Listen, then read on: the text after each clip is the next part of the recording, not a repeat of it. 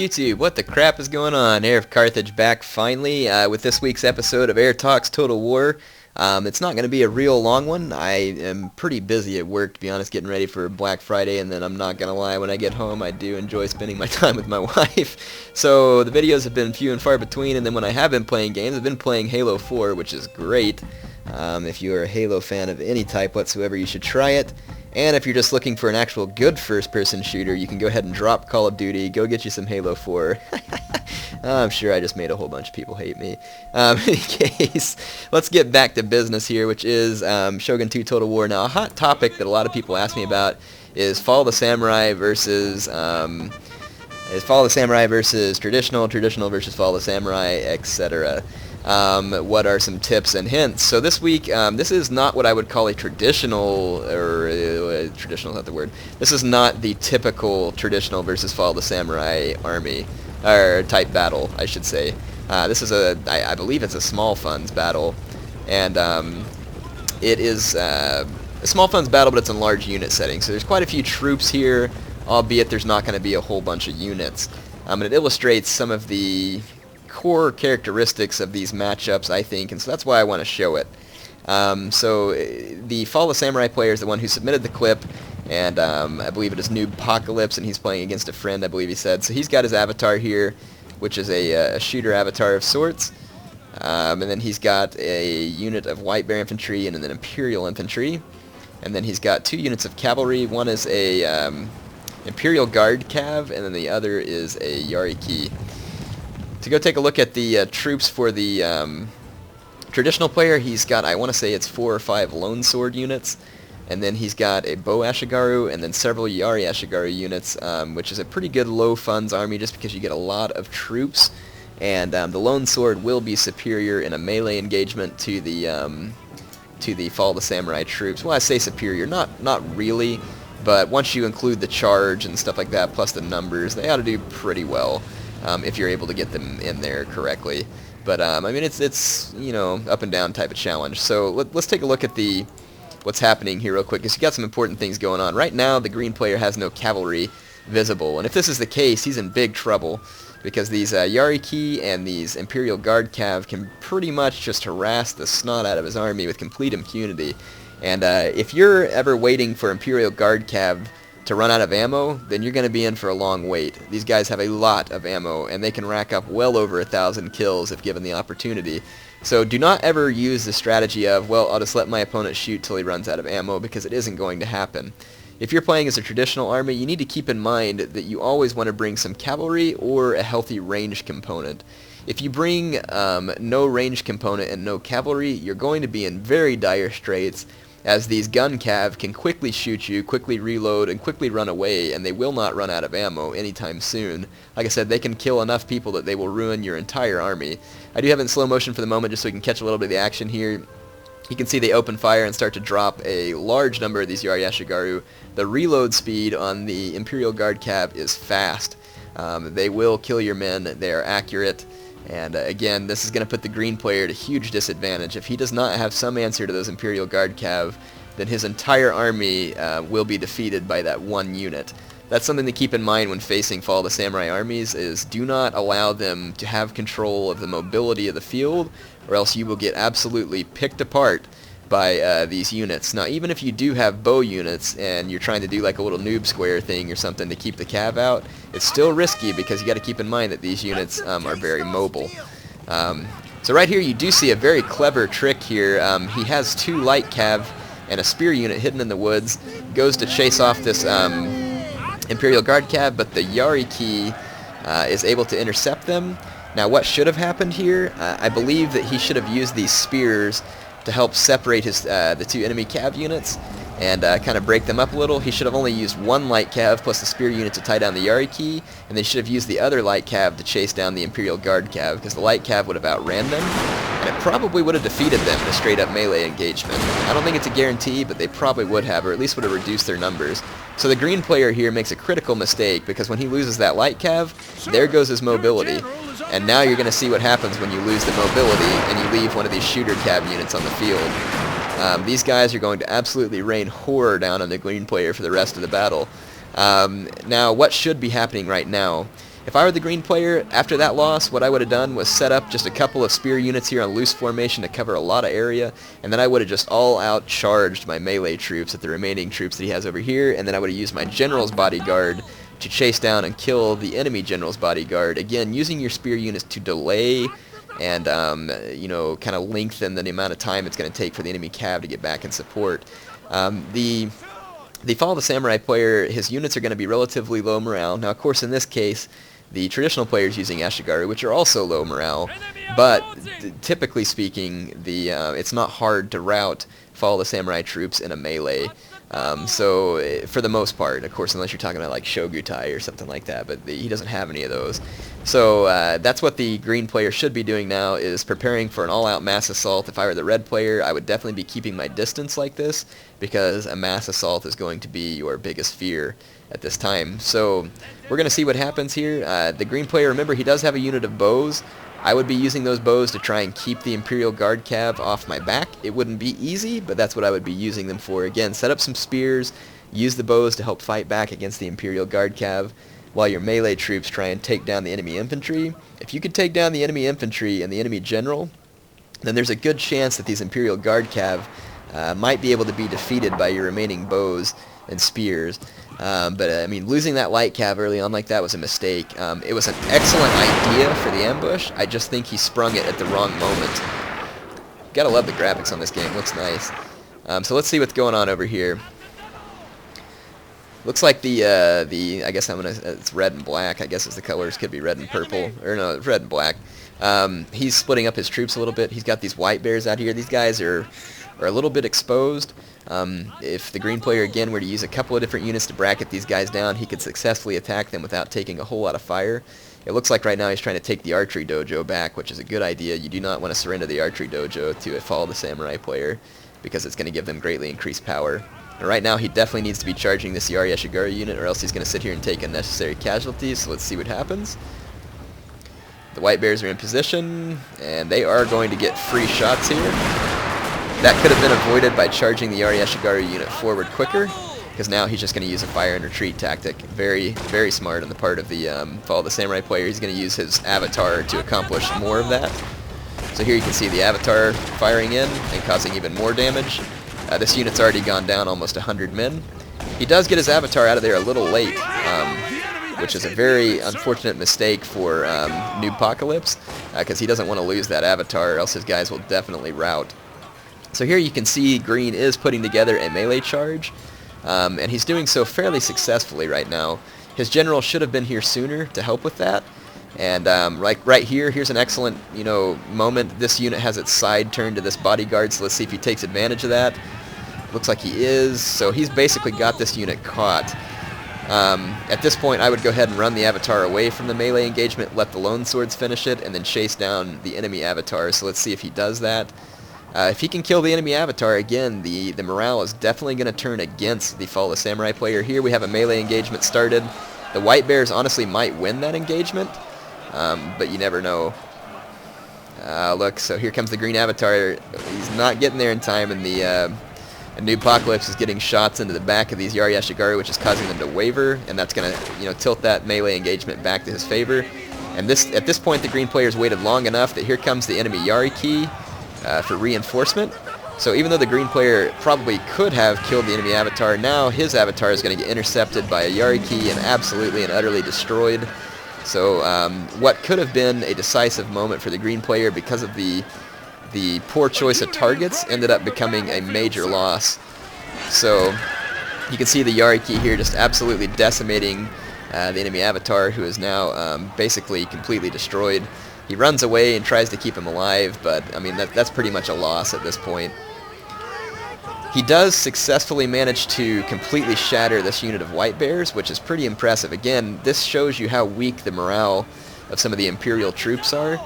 And if he would have used that timing right, we're already talking at this point, he's got an avatar gone, and he would have had this unit gone, and then this unit's caught in melee over here, so it probably would have been game over. Not necessarily, but it very well could have been, because with all those troops routing, it probably would have affected the morale of this Imperial Guard cav a little bit. Plus, the other player could have gone and captured the key buildings and tried to wait it out just to see if the Imperial Guard cav could shoot him to death before the timer ran out. But now you're going to see the power of this Imperial Guard Cav really open up here. They're going to get rid of these lone swords pretty quick. The Imperial Guard Cav here is now up over 400 kills. Again, that's what happens when these guys go completely unchecked. They will absolutely decimate an entire army.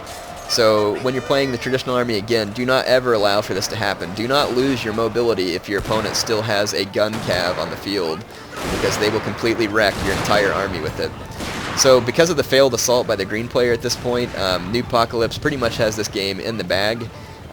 All he has to do is just continue to shoot the heck out of the green army, and he really does not possess the units to effectively counterattack. So the green player, again, should have acted quickly, more decisively. He should have committed all of his troops to that. You use your spear units, just for distraction purposes, and to get the enemy cav out of your way, and he could have completely annihilated these troops and maybe caused an entire army rout just due to the fact that he'd killed so much of the enemy army. So I'm going to give you some overall tips while this battle finishes out. You all will pretty much be able to see what happens. Whenever you're playing as the traditional player, I would suggest one of two strategies. One is bring an all-out rush and make it happen. Now that depends on the map. On flat maps, you usually want to go with the all-out rush strategy. On a terrain map like this, you really want to take advantage of the fact that archers do not have to have line of sight to hit enemy troops. And the archers also, like even an unupgraded archer, is going to have the same range as a Tosa rifleman. Plus, again, they do not suffer from line of sight issues.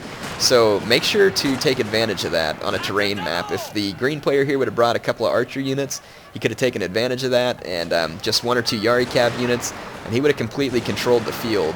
Again, an all-out rush strategy can work on a terrain map too, because sometimes you can use that terrain to hide your rush in order to more effectively get in. So if you're a Fall of the Samurai player, what do? I think that the key to playing a good Fall of Samurai match against a traditional army is to make sure that your army possesses the right type of balance to fight off any of those likely strategies that a traditional player is going to use against you. A lot of traditional players like to use heavy cav armies, so either bring a lot of cav of your own, or bring some spear units to help assist your army.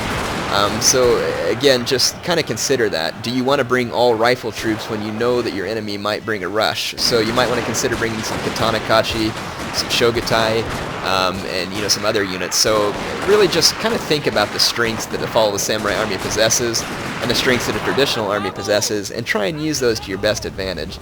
And try and use those to the best advantage on the given map that you've chosen as well. So bringing a lot of rifle troops on a map with a lot of terrain, not a good idea. Bringing a rush army, and using it in such a way that your opponent gets lots of shots, also not a good idea. Here again, look at the power of those bows against a rifle unit. The bows can be very powerful and really push back rifle units. And with a little bit of support from some cav and some spears, they can be devastatingly effective against a Fall of the Samurai army. Again, because look, those troops would have no line of sight. But because the green player's lost the mobility, he's completely at the mercy of these shooter cav back here, which if you take a look at the kills now, they're up to 600 kills and counting, and it's just not going to stop. So, like I said, overall tips, pick a strategy, understand the strengths of it, and stick to it. My favorite strategies for traditional armies is the all-out rush and then the extremely long-range bows. So I'll either use the all-out rush, which is a giant meat shield with tons of melee units and tons of cav, or I'll bring some extremely high-range, highly effective bow units, and I will pick apart a Fall of the Samurai army from range. Those are my two favorite strategies to use. If I'm playing a Fall of the Samurai army, one of my favorite strategies to use is I come very cav-heavy, and then I also come with a bunch of Shogutai and just a couple of rifle troops. That also usually throws a traditional army off balance, because they're really not expecting you to come so well prepared to fight against traditional army. They're hoping you're going to come very rifle heavy usually, because that's what they're going to be prepared to fight against. Also, when I'm playing a Fall of the Samurai army against traditional, I don't like to bring artillery, just because I think it ties you down to one spot and makes you very vulnerable to a rush strategy. So there's a few things to keep in mind. I'm going to go into the multiplayer thing here for a second, and I'll show you a couple of armies that I might use in both situations, just to give you a couple of further tips. I appreciate Noobpocalypse submitting this, because it is a topic that gets requested of me a lot, is how to address these situations. And again, although this wasn't necessarily your typical Fall of the Samurai versus traditional, I think it did illustrate some of the things that can cause a major misbalance between the two. which means that you have to choose your troops well and choose your engagement right, or else one way or the other, depending on which side you are, you can end up getting really badly beaten. And that doesn't just go from Follow the Samurai. It can also happen with a traditional versus Follow the Samurai. 675 kills to the Imperial Guard Cav, so I told you about that, and no surprise there. So let's go take a look at some armies here. We'll go on into the Avatar Conquest just so I can show you some possible builds. This might take a second to load because I haven't loaded this in a long time, and for some reason once they did the Follow the Samurai upgrade, this screen sometimes takes quite a while to load. Not really sure what the reasoning behind that is. So right now I'm set on my traditional avatars, so there's Patchy. Let's take a look at a couple of the builds that I might recommend to you. So if you're paying like a standard large funds battle and you wanted to use a ranged army, use something similar to this. So I would take like, so this one of these bow monk units, I'd probably take the cheaper one because I want the most bang for my buck. This is a 200 range bow monk, and then I would grab probably like my Daiki Samurai, which might be rehabilitating right now. Looks like they are. I would take my Daiki Samurai as well, but for the sake of this argument, I'll just throw a Bow Samurai in here or something else that's around the same cost. So you throw in a couple of long-range bow units. Both of these are 200 or 175. I would bring a strong cavalry component that is multifunctional. So I would bring probably a warrior monk cav, and maybe one or two of those. I would bring a couple of Yari Cav, just because of they're good against Cav and on the charge. They actually have a better charge bonus than Yari Key for the most part. So these would be my anti-Cav pieces. These would be my multifunctional Cav, so these are good in a melee or against other Cav. So that's what I would bring there. You can bring a Katana Cav if you want instead, but just keep in mind that they're not as versatile. So there's my my bow units, and now I would build a melee component of this. In fact, I might even bring more Cav than that, just to be sure that I have a Cav supremacy.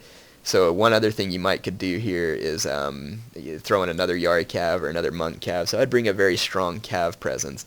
And now at this point you're going to want to bring a pretty well-balanced melee army. So the first thing you want is a meat shield. And obviously the most cost-effective thing for meat shield is Nagi attendants. Throw these guys in here. Again, careful how many you choose because you do want enough good melee units to actually win a fight. So there we go. We've got a nice meat shield of Nagi attendants. Another possible meat shield you can use is Ashigaru units because they're very large and you can put them in wide spread out formations. They can take a lot of shots. So there we've got a meat shield of Nagi attendants.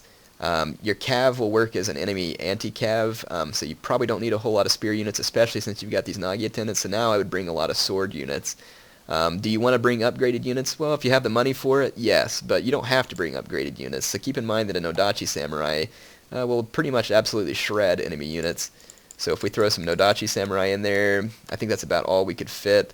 You could take the same setup and, modify it just a little bit, but, if we dropped, trying to think, you could drop one of these bow units or use a slightly less expensive bow unit. I think you all get the idea again. You're going to bring a strong melee component mixed with a ranged component that makes you an overall more versatile force to be dealt with. These Monk Cav would be able to support your Nodachi units in combat, and again, the 3 Yari Cav would be able to fend off most enemy attacks pretty well, because remember, you're not going to want to use these guys aggressively. You're going to want to use them defensively while your bows pick apart the enemy army. This is just one idea. This is not exactly the build I would use, but it gives you an idea, I think, on where to start. So let's take a look at a Follow the Samurai build that I might use against traditional army. And again, you can modify these based on the map. These are just a couple of quick suggestions and demonstrations. This is not like a really comprehensive thing that I'm going to go through here with you. So let me pick my avatar, and we'll pick my Follow the Samurai avatar. We'll load that up real quick. What type of army might I bring? Well, let's go in here and take a look. If I think that my opponent is going to bring a rush build, then I would bring a counter rush build in which I just want to bring a couple of cheap rifles that are decent in melee. Red Bears are a great example of that. So bring a couple of Red Bear infantry, and then I'm going to bring some Shogitai. I'm going to bring probably at least 2 of them, and then I would bring a couple of Katana Kachi, and then I would bring just a couple of cheap Spear Levy to help support them against enemy cav attacks. And then what I would do now is go tank up on cavalry. And so I would come in here, grab a couple of veteran Yari Ki. I have a few here that could be used. For instance, I'm going to grab probably 4 Yari Ki. That's as much as you can bring. And then to support them, you can pick your options here. So I could bring some more cav if I want, just to have a little more mobility, or I can bring, a little bit more spears or rifles, depending on how I want to support my army. But I think you all get where this is going. I could throw an Imperial Guard cav unit in here, so now I've got that mobile firepower. And at this point, I could bring, another Shogutai unit, and let's see, let's throw that in here. So here's another Shogutai, and then I could bring probably even another Katana Kachi. You could modify this a little bit, but if you look here, I've actually probably got a stronger melee component than most of these traditional armies, just because these Shogutai here, that's 150 men with 19 attack and 12 morale. That is dangerous. Your spears can help defend your rifles against enemy cav attacks, and you've got a strong anti-cav component here too that can be supported by rifle units or spear units as well. So this is one build. There's a lot of possible builds. I hope this gives you all some ideas. I hope you enjoyed the discussion. For all of my viewers and fans who are looking for more information, I would ask that you look down to the comments section. And for those of you who are good players at the game or better than me or just think you have good advice, put your advice down in the comments section and tell other people what you would do in these types of situations and what you found works for you. Also, if you have a question that I didn't answer here, try and ask it in the comments. I've got a lot of viewers that are more than willing to help you answer those type questions and probably enjoy that type of thing. So I hope you all enjoyed this week's show. I will be bringing you videos as often as I can. It is going to be Thanksgiving weekend, so I probably won't get another one out until Sunday at the soonest. So I'm just, being honest here. It is a busy time for me, but I will bring you videos as often as I can. Like I said, hope you enjoyed this, and stay tuned for more episodes of Heir Talks Total War. Thank you for all of those of you who are submitting replays. I very much appreciate it. There are a lot of them. I'm sorry that I can't get to all of them, but I do appreciate your submissions. Heir of Carthage, signing off for now.